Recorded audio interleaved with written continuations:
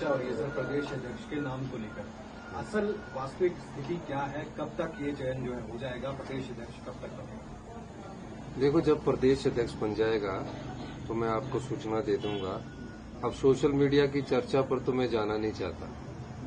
Social media में किस प्रकार की चर्चा होती है, क्योंकि सोशल मीडिया की चर्चाएं जो है ना, वो सभी सत्य नहीं होती है।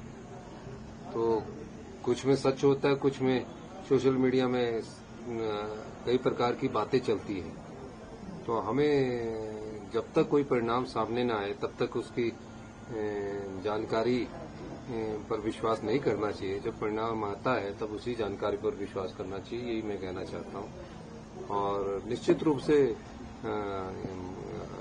जो हमारा प्रदेश अध्यक्ष है वो अक्टूबर के लास्ट सप्ताह या नवंबर फर्स्ट वीक में उसकी नियुक्ति के लिए हाईकमांड विचार करेगा। किसको बनाता है ये तो आने वाला समय ही बताएगा। सर, पिछले कल पेंशनरों ने जो है पूरे प्रदेश में प्रदर्शन किया है, किस तरह देखते हैं? नहीं, पेंशनरों का प्रदर्शन बहुत ठीक बात है। जो है पेंशनरों ने प्रदर्शन अपनी मांगों को लेकर किया है। ठीक कहा उन्होंने कि हमारा डीए का एरियर है और उसमें निश्चित रूप से पिछली भारतीय जनता पार्टी की सरकार जब जयराम जी की थी उस समय भारतीय जनता पार्टी को 50,000 करोड़ रुपया ज्यादा मिला और जो आरडीजी थी उस समय उनको 10,000 करोड़ रुपये मिली और हमें अभी इस साल 3,000 करोड़ रुपये है। उनकी बात जायज है। हमने 75 साल से ऊपर का पूरा डीए दे दिया है। 70 साल से ऊपर का हम डीए दे रहे हैं। अब थोड़ी सी उसकी 80-90 करोड़ किस्त रह गई है। हमने कहा है कि बजट में उसका प्रोविजन किया है, उसको देंगे। और जो भी पेंशनर जो हमारे हैं, हमारे प्रदेश के वरिष्ठ नागरिक हैं, हम उनका मान सम्मान करते हैं, उनकी भावनाओं की कदर करते हैं और जो भी वो जानकारी हमारे ध्यान में लाएंगे तो उस जानकारी को हम उस पर आगे कार्रवाई करेंगे।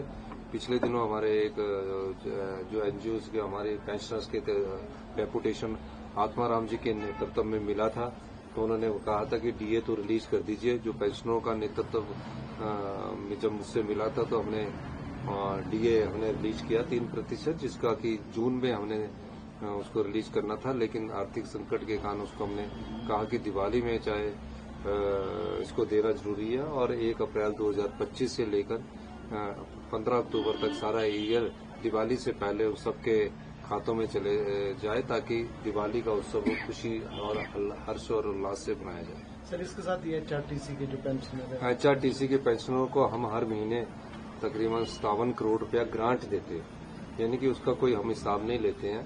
उसमें हमने कहा है कि हम ग्रांट देंगे पेंशनरों की पेंशन के लिए और पे के लिए। बाकी जो खर्चे है वो एचआरटीसी चलाए अपनी तरफ से। तो अभी मेरे से उन्होंने बात की तो मैंने कहा कि दिवाली के शुभ अवसर पर 10 करोड़ रुपया और रिलीज किया गया है ताकि उनको दिवाली से पहले पेंशन मिल सके। और एचआरटीसी भी अपनी मांगों को लेकर बिल्कुल ठीक है। हमारे जो पेंशन है वो बेचारे सफर कर रहे हैं, ड्राइवर, कंडक्टर्स और ये वो उसमें बहुत हैवी स्टाफ भर दिया गया है। पर मैं तो ये कहना चाहूंगा कि एचआरटीसी जो है उसके हम स्ट्रेंथन करने की कोशिश कर रहे हैं और ताकि वो अपने पैरों पर खड़ा हो सके। इस दृष्टिकोण से अभी थोड़े समय में कष्ट है, लेकिन आने वाले समय में इस कष्ट को हम दूर करेंगे। Thank you. एक सवाल और, रणधीर शर्मा विधायक जो है भाजपा के, उनकी तरफ से अभी भी कुछ देर पहले ही एक रिलीज दिया गया है, एक बाइट किया गया है। उसमें उन्होंने साफ तौर पर ये कहा है कि आपदा के दौर में आपने सारे का सारा जो राहत पैकेज है वो मंडी जिला को दिया, लेकिन बाकी जिलों में भी तो आपदा आई है। उसके आपदा के तहत जो राहत पैकेज है वो हम पूरी स्टेट में देने जा रहे हैं और इसका एक हम कार्यक्रम मंडी में भी करने जा रहे हैं और पूरे स्टेट में देने जा रहे हैं। और निश्चित रूप से हम इंतजार कर रहे हैं कि हमें जो प्रधानमंत्री मोदी जी ने जो 1500 करोड़ रुपए का पैकेज की घोषणा की है वो किस रूप में आता है, स्पेशल ग्रांट के रूप में आता है या रिलीफ पैकेज के रूप में आता है। अभी तक वो पैसा आया नहीं है, तो जैसे ही आएगा तो उसके बाद हम सारे कार्यक्रम करने की सोच रहे थे। अगर वो पैसा अभी तक नहीं आता, किसी कारणवश उसमें देरी होती है, तो भी हम आपदा राहत परिवारों को, हम मौसम खुल गया है, घर बनाने के लिए 7 लाख देंगे, 70,000 बर्तन और जो उनके सामान बह गया उसके लिए देंगे इस प्रकार से मैंने आदेश दे दिए हैं और प्रदेश के जिन भी परिवारों को आपदा से नुकसान पहुंचा, हिमाचल प्रदेश की सरकार उनको राहत पहुंचाएगी। धन्यवाद।